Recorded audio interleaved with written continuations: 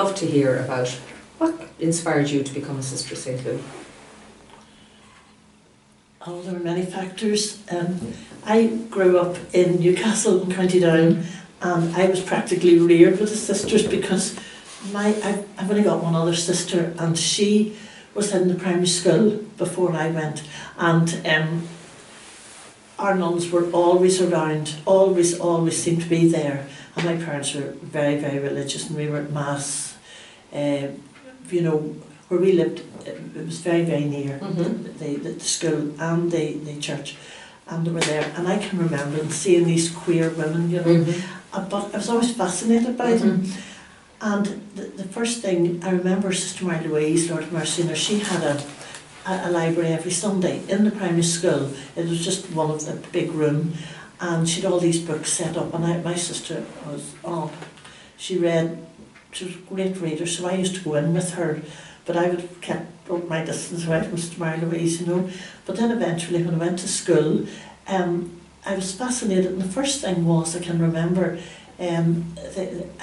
Sister Columbia, Lord of Mercy, and she must have been the best primary school teacher I've ever heard or met, because she had a marvellous imagination, and she inspired us and instilled us with all these ideas, even the way she taught us how to count, how to read, everything. And then at a very early age, I remember I used to sing, and I was in the choir, and we were always put in for the fish in the primary school. Fish on doing. Now she would have been in Kilkeen now way before me, but she would have done the same.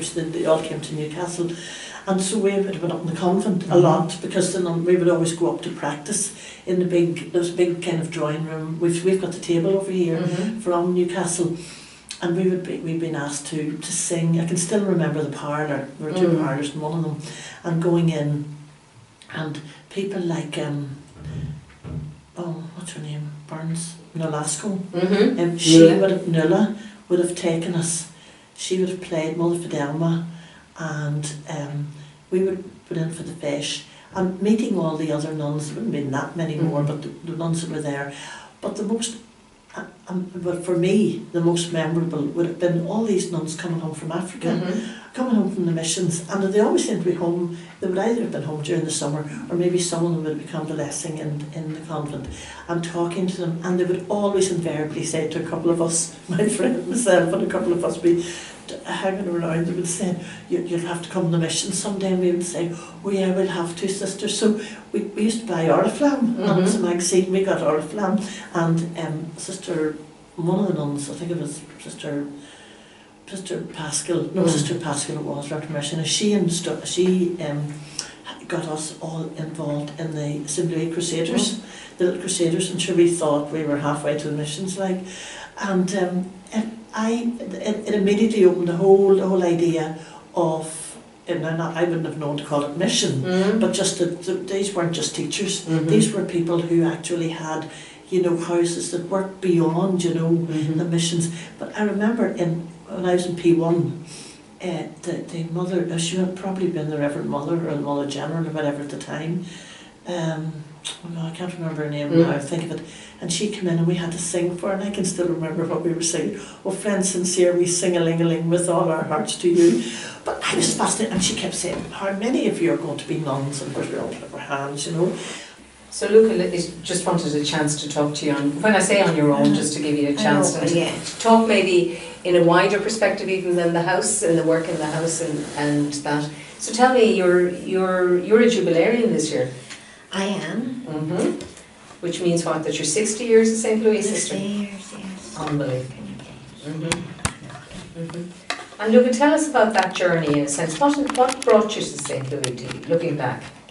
My sister, one of my older sisters, taught in Bal. When she qualified, she got a job teaching in Bal. And that's really how we got in touch with St. Louis. She taught there for several years before she got married. Because the rest of my family went to the Marists, my mother included. But I've never regretted, you know, well, I've had my doubts many a time, but I've never regretted being with St. Louis. I owe everything to the order. And when I used to give out, when I think of my angry young days, I was always giving out about something, and sure you were fed up listening to me. I was going to change the world. But I've been very lucky in so many ways. And Luca, you've been in Belfast a long time. When did you come to Belfast? 66. 66? 66, yeah. And was that straight after college, was it? No? No, I went to St Mary's Training College for a year. And then I went to Aylesbury All right. for 2 years. I loved England. Loved it. Back here then, and the school was just opened, St Genevieve's. We had such a tough time, you know, really tough getting organised. But I loved the kids. You know, they were very, even though they were coming through so much, they were very, very nice and very biddable. And I love teaching. It's in my blood. You see, my parents and my grandparents were teachers. Didn't like the, what I call it, when I was elevated. The admin. Oh my God, that was horrific.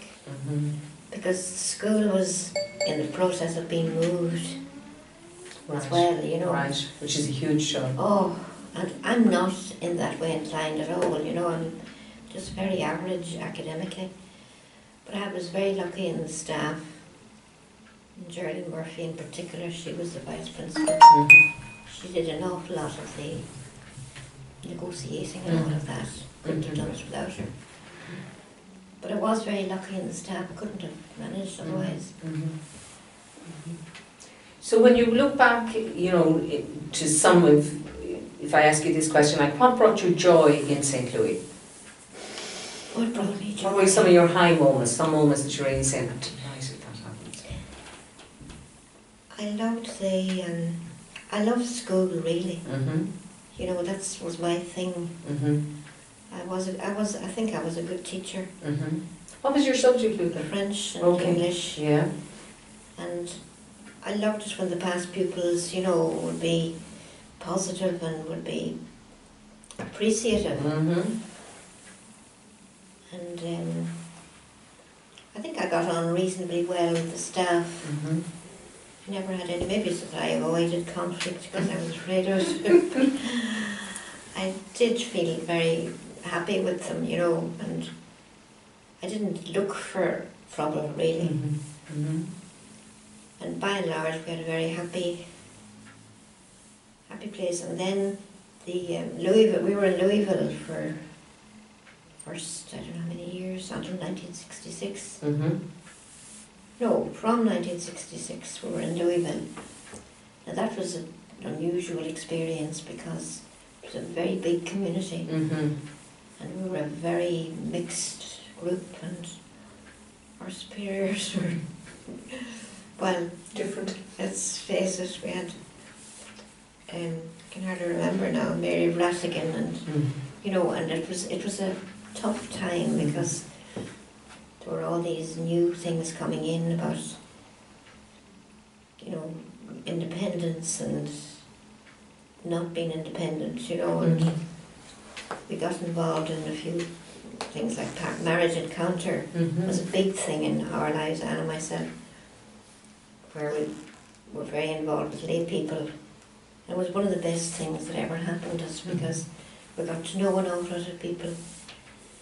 Like we would be going out when Mary Rattigan would be going to bed, you know, that kind of thing, because most of the activities were at night.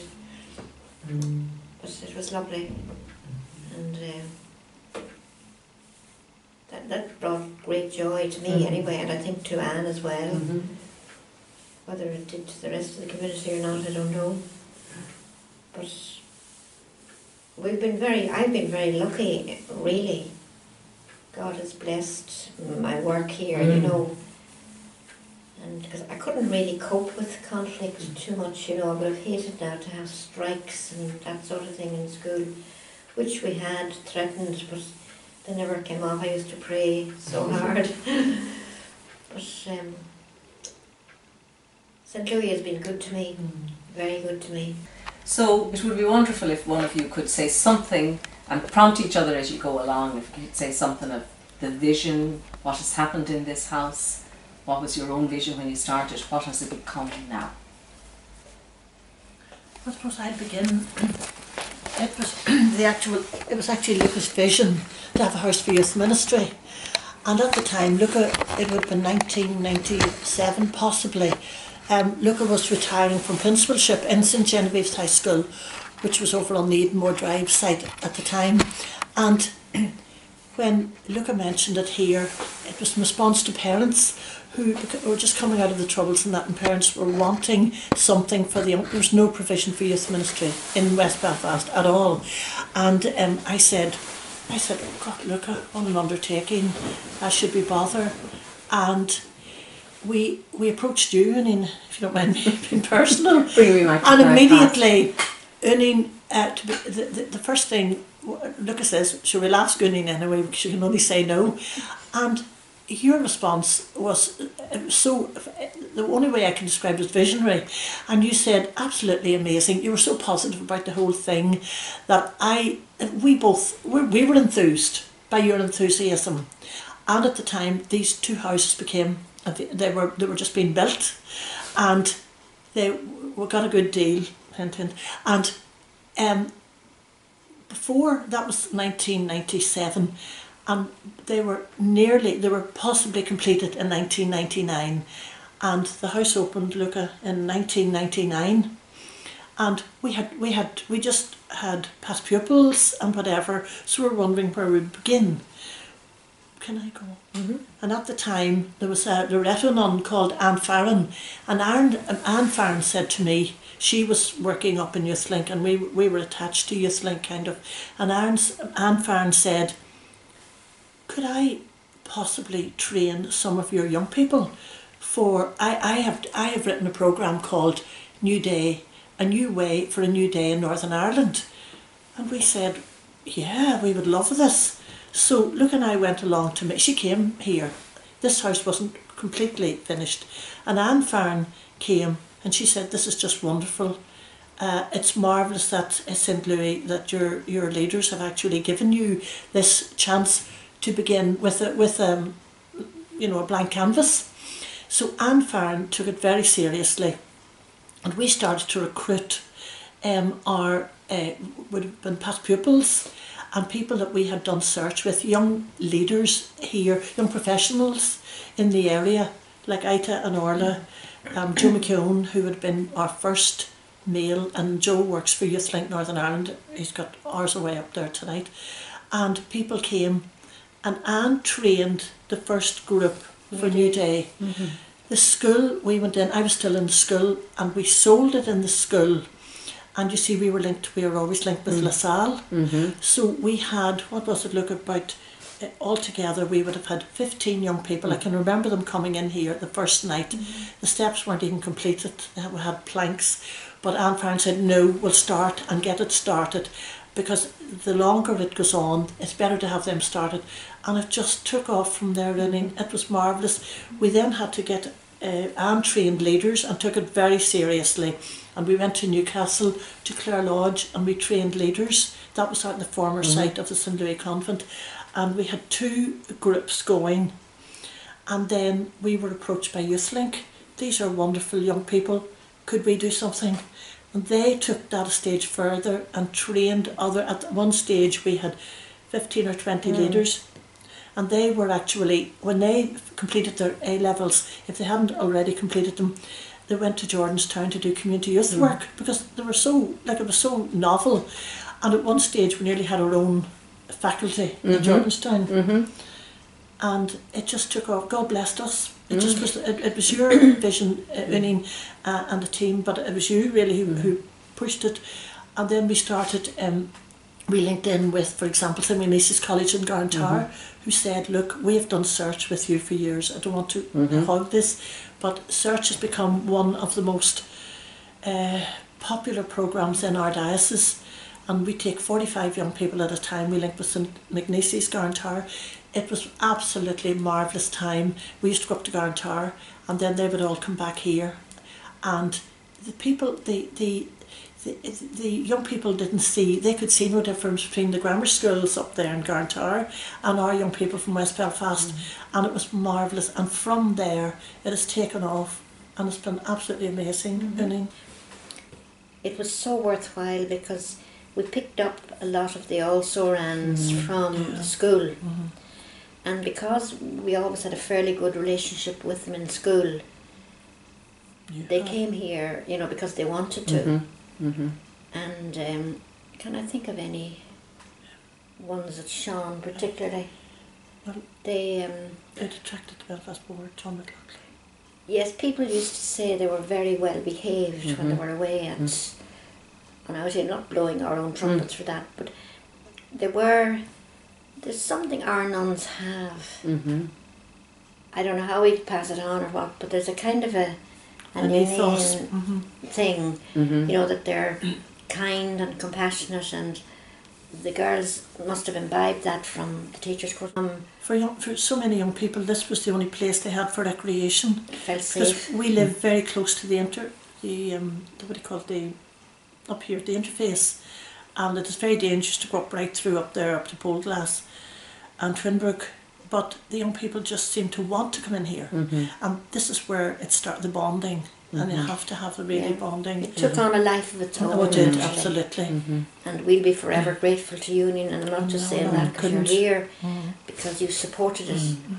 And I must say, the nuns that were here with us, oh yes, Ida and later on Sheila's did, and took part in a lot of the activities, you know. But that was one of the things that I was mystified about, that just because it was different, there was a bit of antagonism towards it. At the beginning. And having said that, you know, that disappeared after a while. But we pushed on, and the diocese thinks there's nobody like Anne, does far more than I do, you know. No, we came to the attention more or less, Luca, we both work equally, because look at us, all the background work, everything. I do the talking, she does the work. But we have voluntary leaders, and they are absolutely amazing. Young people come to our door. Even yesterday, a father stopped me and he said, my son is just out of college, and he's heard so much about one of the young fellows was here tonight. Could he come? Could he please join you? He's vetted and all, he's a teacher. And I said, absolutely, because we know him. But we came to the attention, the Education Authority suddenly saw that we meant business, that we had standards, and that was one of the things. We got recognition. John McLaughlin, we got recognition through a parent who worked for the Belfast board. And from an early time we were involved in cross community. Like Paddy White, he's actually a priest from our diocese. Paddy's in charge of YouthLink, but Paddy saw the potential that our young people had, and he said, Anne, we need young people like yours. Would they be prepared to go to North Belfast, you know, Pradell Avenue and that? Would they be strong enough to cope with young people from, where are we now, Ballysillen? And we said, yes, and we will be there. And we took on things like Summer Madness and Street Reach and that, where people, others would say, I'm not going near there. No, they're Protestants. But we took that on, and that was the strength. That wasn't easy, but we monitored, and as a result our young people from West Belfast learnt a lot, because they were Republican, so many are Republican families, and the others totally loyalist. And the others, in a way, I hate putting it this way, but they would be more, now tonight that's where it's cross community thing tonight, anyway, very militant. But YouthLink and then the Belfast board got very interested in it. Yes. Look what Jake's up with John McLaughlin. Now, I was just going to say that it taught me one thing very definitely, that it doesn't take that much to win young people. Even the ones that were, you know, as we would call, you know, what would you call them? Dismiss them in our schools. To give them a welcome and make them feel comfortable with each other, you know, and they never really... And give them food, you know, they loved... and take them away for the odd weekend and that. And then they'll do anything, you know, and they came of their own free will. Because we were always in school trying to get them to do things. And it was a totally different what will I say, different drive. You know, they wouldn't turn up to half the things you'd want them to turn up to, but if it was something from here, they would. And I think we often dismiss young people, you know, as being impossible to get to or to get through to. And as a result then the parents of course were a great support to us, because they were very happy to think they were with the nuns. Provide The secret of it is the link with the schools.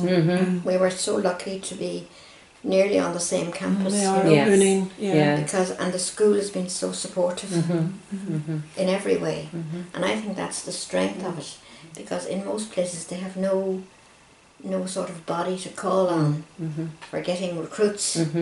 Not true, and does all the recruiting. No, it's so very but difficult. at the beginning of the year we do retreats for lower sixth, and we would have 3 days of with 150, and from that then we would get like the girls who we know would do the programs, and then we would always say to the girls, look, if you know any nice fellas over there, but they have to be your standard, you know, no messers, and then we would interview them and bring them over and get them onto programs and that. We don't take them away unless. But the fellas are great crack, you know, and the wee ones in the primary school have had very good links with St John the Baptist, past pupil of ours. So yeah, very. And the bishop, it was just the day before yesterday, I got a letter from the bishop. There was a big convention, and Uainín was at it. She was absolutely fantastic, and she couldn't get over, I think, the enthusiasm. Well, ours, because they wear the green, ours did, you know, meet and greet, and they did all this serving, and no trainer was wanting, you know, sweet and sour, and the one all sweet and sour, and ours were serving tea, coffee and all the rest of it, but they looked good because they were about 400 or 500 young people. Morella's brilliant. If the diocese or anybody wants to school, Morella's the principal. And Anne works very closely with the head of religion and the ear heads. You need that, and see, we're very lucky that we have the tradition of them all knowing us, and they're so agreeable to support the whole thing, because if you go into a school cold, it must be very difficult. I think that's our strength, really, as well as the fact that we have this very comfortable house, thanks to you, you know, and it's very good. the fact that they're not charged anything, you know, there's no, but we do get finance from the board and from the extended schools, from the south, Department of Foreign Affairs. Not very much. This is seen as a special area of social deprivation. But one huge thing that our school is how I got involved in the Syrians. One huge, if you like, it's absolutely amazing. I don't know any other school does quite what St Genevieve's does. It's Catholics Caring, and every year, and mind you, our young people are not well off. They're starting now, that's what's in my head. Mickey says, when are we starting for Catholics Caring? Sister Anne, that was today. Every year at Christmas, each class takes a child. We get the names of the children from the areas or whatever, you know, we'll say John age 5 or whatever, and they take a child, each class now, and they buy beautiful things, but what pleases me more than anything else is the presentation. I wouldn't want to give them, I wouldn't even want to give them away. They're beautifully presented. Whereas I know St Louis Ballymena are very good and would bring stuff down to us, but they just come in with the Dunn's bags and it hasn't the same appeal. But last year I was up with keep going, Luca knows, Luca wasn't with me. Were you up at the Farset? We were at a cross community group. Yes, you were with me, Luca. And the Syrians, yeah, and well, not before the Syrians. What happened? You were with me at the time that we were up in the Farset with the cross community group, and Ruth, who is a Protestant, Ruth came over to me. She's in charge of this motel, and she said, Sister Anne, can you help me? There are 21 families of from Syria coming in from the camps on Friday. We can't ask any of the loyalists around here. Please, could you help us? And I immediately said, yes, we can actually, because I knew how to back in of the school. So I came in and I explained it to Morella. Morella said, absolutely. Mickey Griffin said, absolutely. So I did an assembly and I said to the young people, look, you are already doing 54 families. Could we ask you, with your permission, could we take stuff out of each of your beautiful parcels and give them to people who have nothing? And they all said, of course. Well, I wasn't going to say, they had to say yes, but they did, of course. Well, our staff took over and they actually got clothes, the whole staff got clothes. They brought all the stuff up to the Farset. They contacted the Farset shops. is a hotel. Sorry, Hotel, up here in a loyalist area up in North Belfast, very near Tweddell Avenue, which is you see it on the news, and they went up with everything. Is this? And what they did was they actually contacted firms, and there were loads of stuff coming in here and gone up to the Farset. But I was terribly moved by these Syrians. Can I just our children were interviewed during the summer on this. When they came in, I went into the Farset. I wasn't prepared, you see, for people coming in from a camp. I mean, I've seen it on this, but I wasn't prepared. No, these aren't our Syrian families. And we were brought into the room, and it was like a black and white movie. And I will never forget it. I said, oh my God, because here it was, outside there was tinsel and Christmas and lights and all, and these people were huddled together, and they were nearly suspicious, you know, and I thought, God, this is our chance, you know, we've got to help these people. And Ruth says, now, are you all right? They have an interpreter.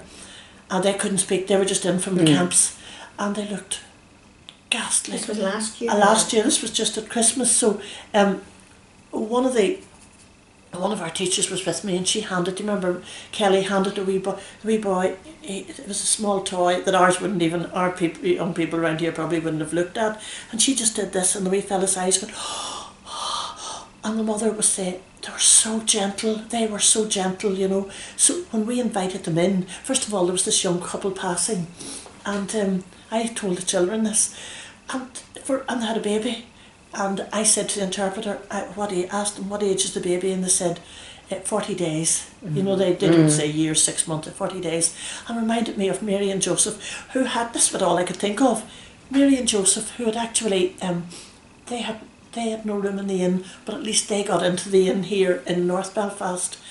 And I looked at that wee one, I said, can I hold it? Well, and I just held it, and I said, this child is a symbol of so much hatred in Syria, and yet it's a symbol of so much hope. You know, that's all I could think of. Now, I told our children that was really sold them, but that was all right. We were looking, I said, I think we brought them in, and they were so gentle, they kept bowing and wouldn't touch anything, even though their clothes could nearly smell the camps, and they wouldn't touch anything.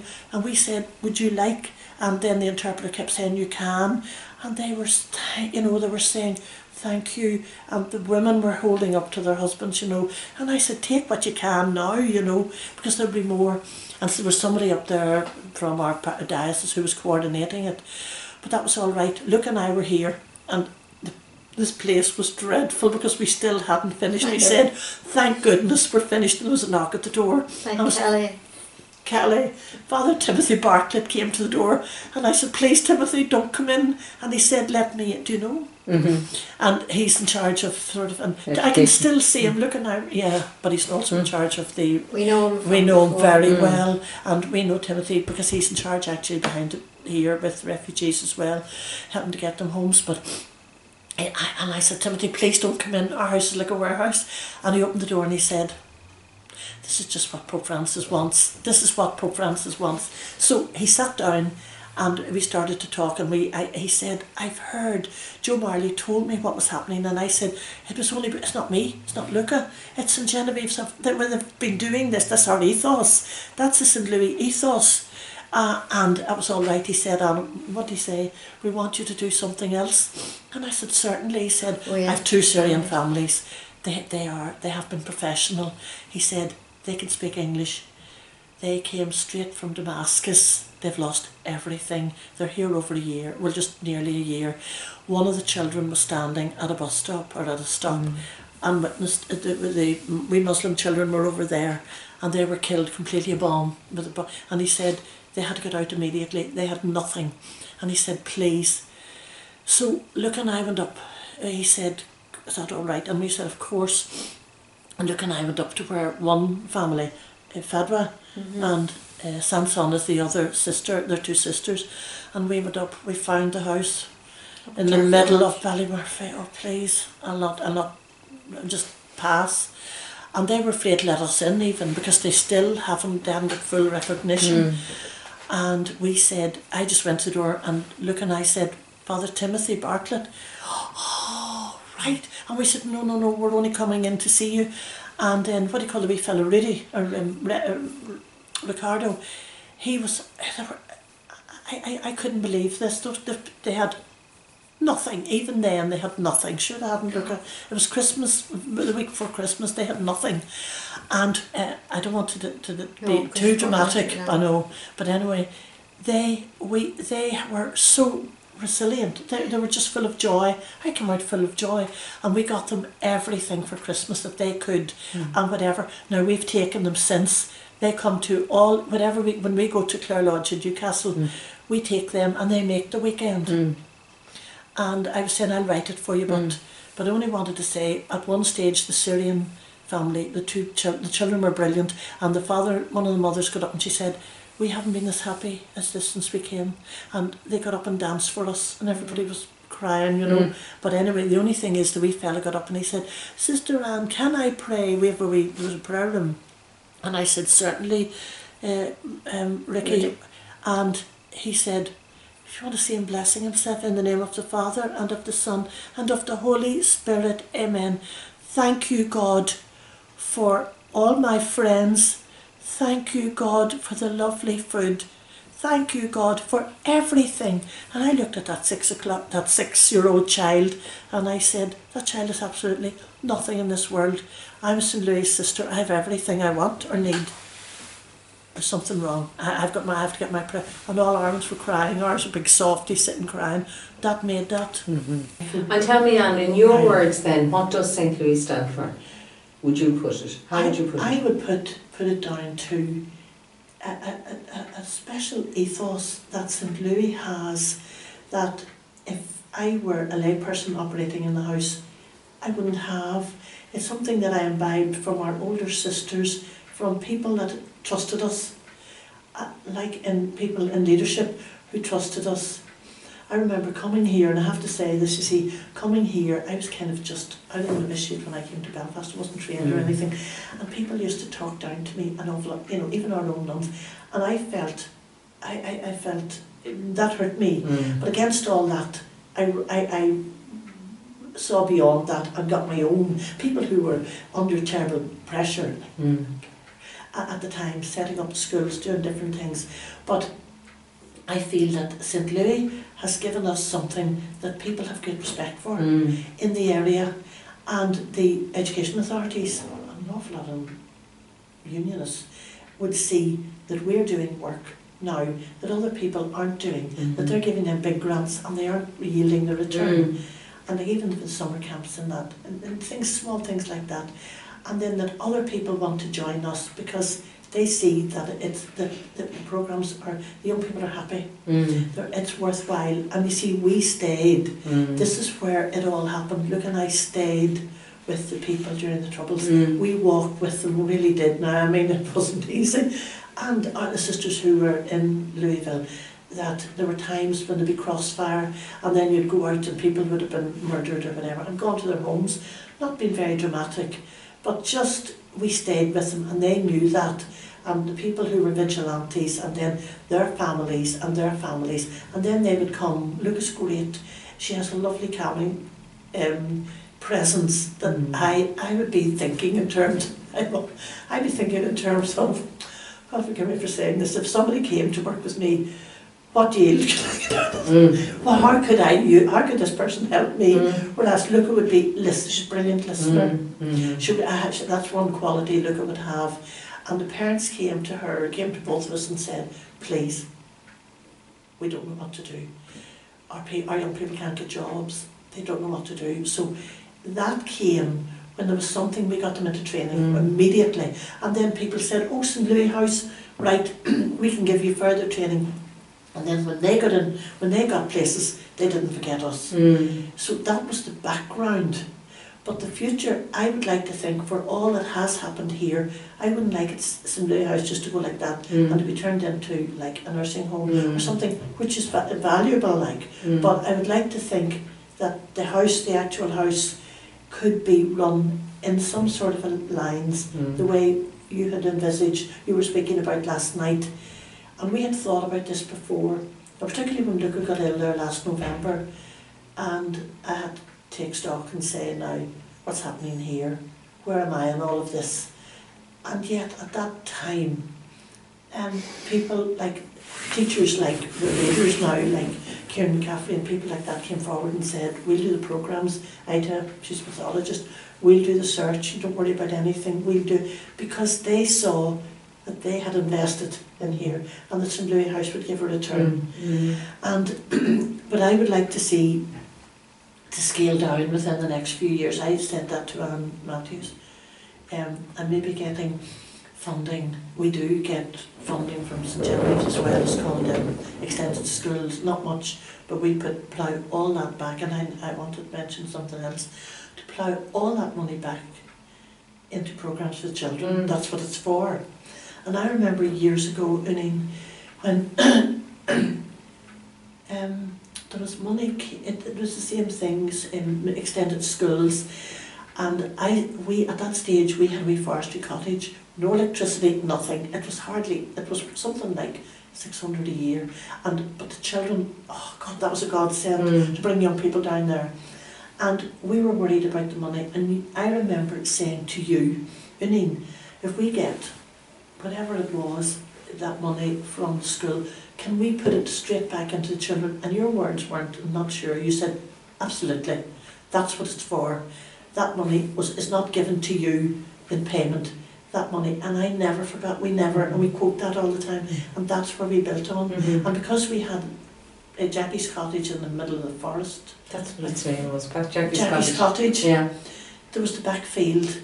And then we got involved, heavily involved with the cross community. They used to come down, Kilmarquee, Presbyterian, Low Memorial, and these would have been, mind you, they were pretty bitter, and none of our young people would stay with them because the leader was really, like, she was an orange woman, but we stayed with them.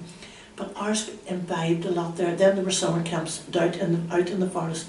These were children, you see, they would never get a holiday. And they came down, they came back and they said, we want to go in leadership. So it was a whole build up there, Uainín, of trust. And I make no mistake about nothing. I meant to say that any money we get, be it from the board, well, that has to be for a specific purpose. You have to send back every receipt. But likewise, so is the school. But if you had said, no, that specifically has to come back to the region, we couldn't. But it wasn't money that I was being paid. It was money that the school saw that we were doing for here, because we had the house. If you haven't the house, you can't say, look, why keep this money? What do I do with it? I can pocket it. It was specifically for that, paid the rent for the year. And then it wasn't much more because there was electricity in it. And we actually, we had it until 2 years ago, but they wouldn't fix the roof. Oh, it's broken my heart. Because they used to say it's like this, the Chelsea flower show, the way you have it. And poor Ida, when I think of Ida coming down and helping out with the flowers and all. But the point about it is, we were trusted. And once you're trusted by one person and you know somebody believes in you, you thrive. And when you think of St. Louis and you think, you hear we're always talking about our charism and our oneness and that we may all be one and all of that. When you think of St. Louis now and the congregation in general and that, what's your hope for the congregation? Like, if you had to give a word of wisdom to our young sisters, what might it be, Luca? What would you be hoping for their future? Hang in there, I suppose, and just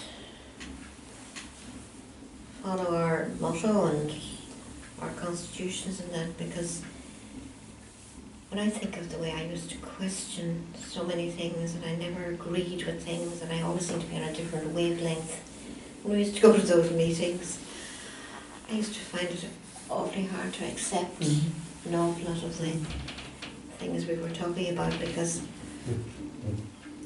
they always seem to be up there, But I don't know that I would say that religious life is so marvellous.